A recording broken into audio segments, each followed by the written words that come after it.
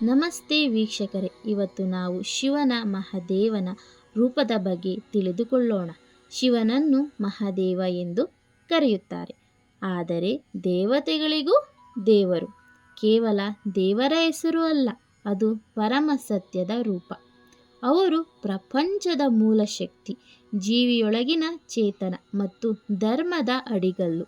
ಮಹಾದೇವ ಹಿಮಾಲಯದ ಶಿಖರಗಳಲ್ಲಿ ವಾಸಿಸುತ್ತಾ ಜಟೆಯಲ್ಲಿ ಗಂಗೆಯನ್ನು ಹಿಡಿದವನು, ನಾಗಾಭರಣ ಹಾಗೂ ಚಂದ್ರ ಕಿರೀಟ ಧರಿಸಿದವನು, ತ್ರಿನೇತ್ರ ಹೊಂದಿರುವರು, ಕಂಠದಲ್ಲಿ ಹಾಲಾಹಲ ವಿಷವಿರುವವರು, ಭಸ್ಮಾಧಾರಕ, ತ್ರಿಶೂಲಧಾರಿ ಹಾಗೂ ಕೈಯಲ್ಲಿ ಡಮರು ಹಿಡಿದಿರುವರು.